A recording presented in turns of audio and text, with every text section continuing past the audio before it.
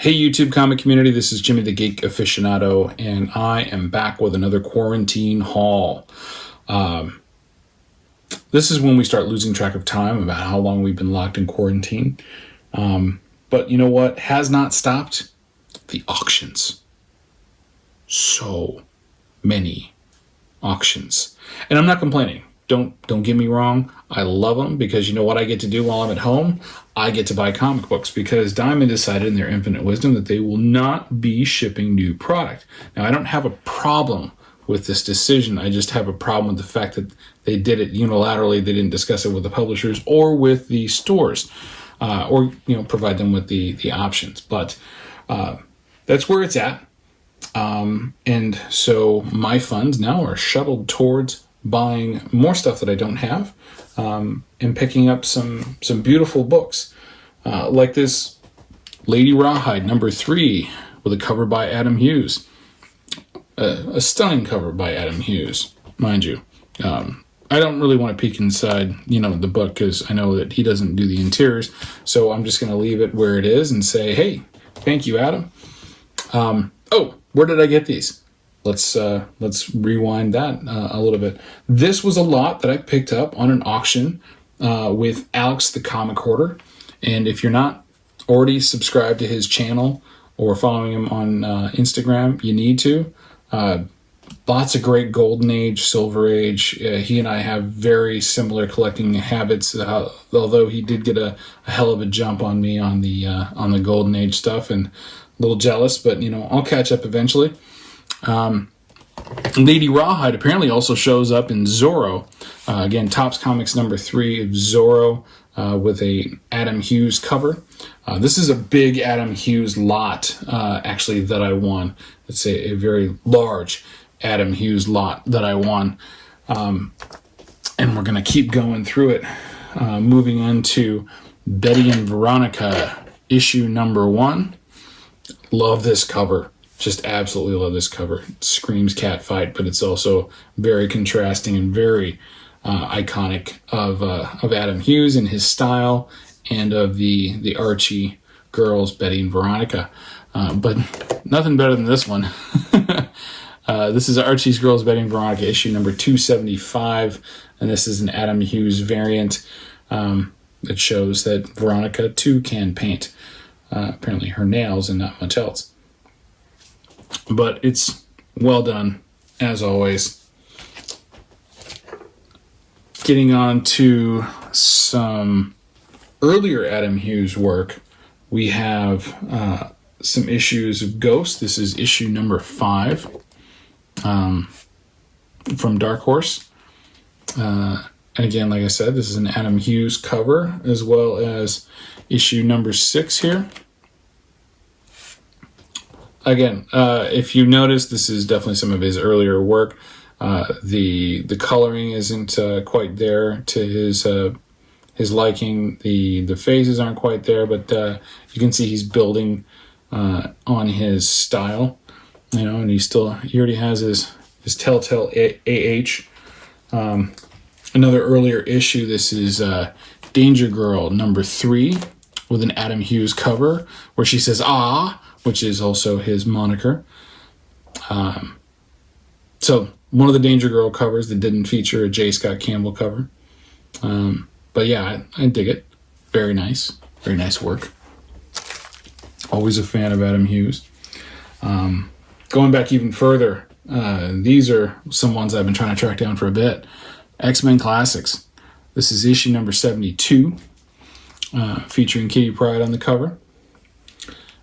Issue #73 with Nightcrawler, Callisto, and this is Angel, who's nailed to the wall in the Morlock tunnels.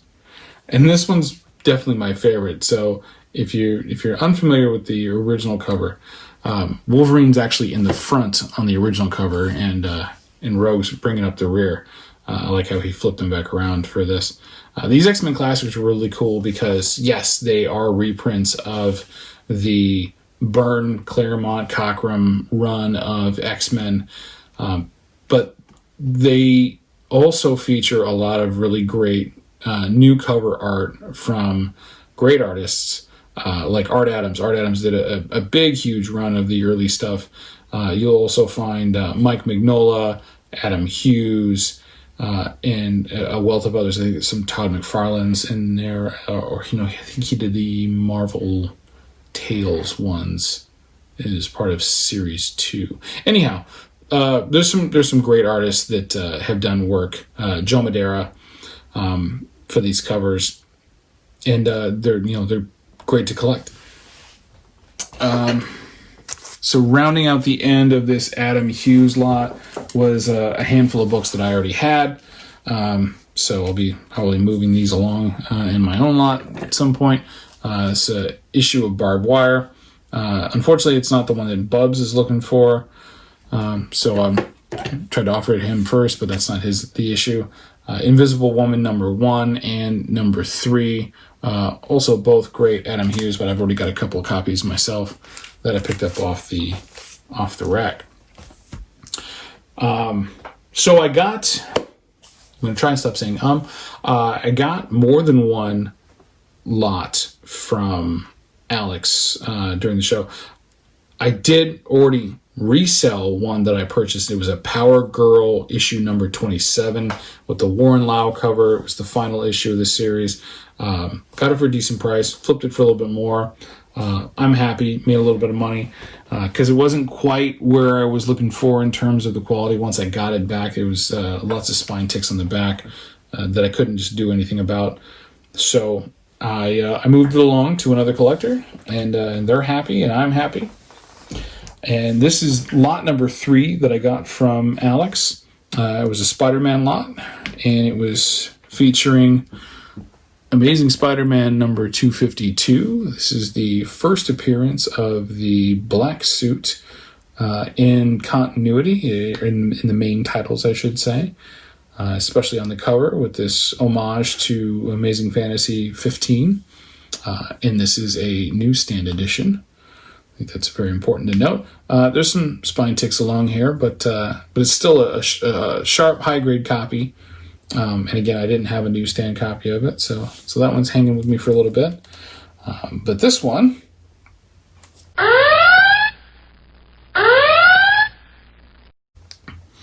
is one of the main reasons why I got it in the first place, because this is on my 2020 hunt list. So I was able to knock this off. This is Marvel Team Up #141, and it ties with issue 252 as the first appearance of the black suit, because these books all came out on the same Wednesday. There's also a Spectacular Spider-Man, I believe issue 90, which I don't have just yet, and I'm working on. I'm trying to find a nice high-grade copy of it. But this one, it's not a 9.8, but it's definitely going to suffice for me for now. It fills that gap. It is a really nice copy.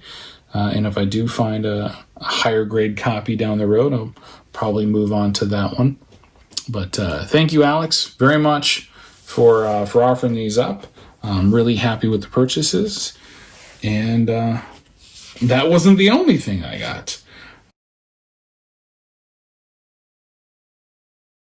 The Doom 143 was also selling at that auction, and he had a nice, cool lot. I'm going to show you what was in the lot, and then we'll move on to the reason why I wanted the lot in the first place.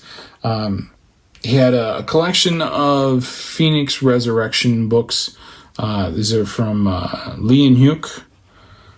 Issue 1, issue 2, and then issue 3. And I kind of dig these Decades ones, but I already had them. I already had all the ones from them. And then I don't know who this artist is, but it's crazy because they look like little kids.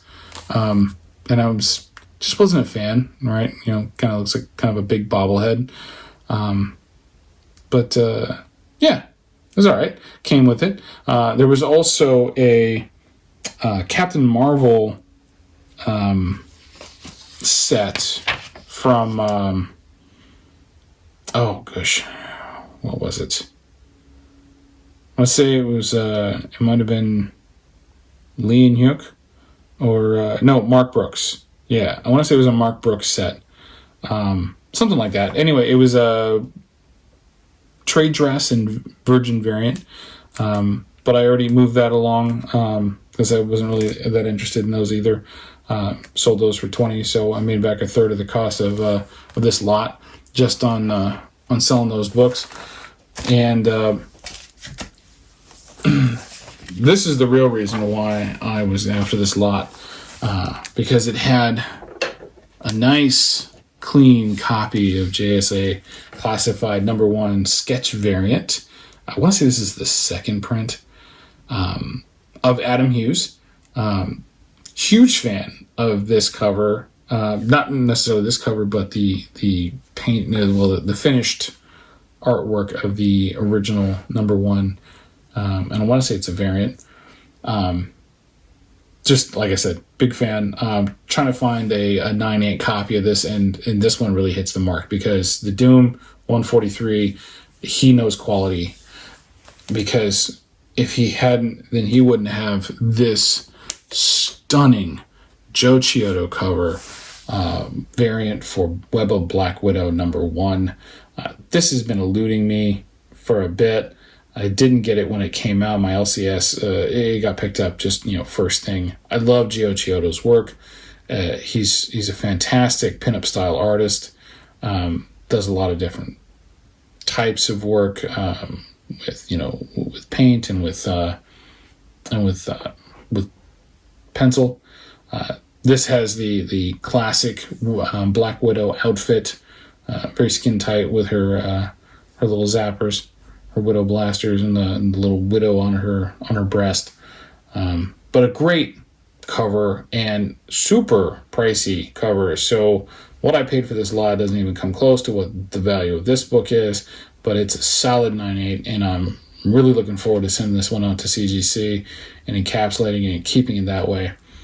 So hats off to you, Doom 143. Thank you again for the opportunity and letting me get these books at a great price. And that is it for my quarantine haul. Keep an eye out for auctions, people. That's a great place to pick up books. And we'll catch you next time. Thanks.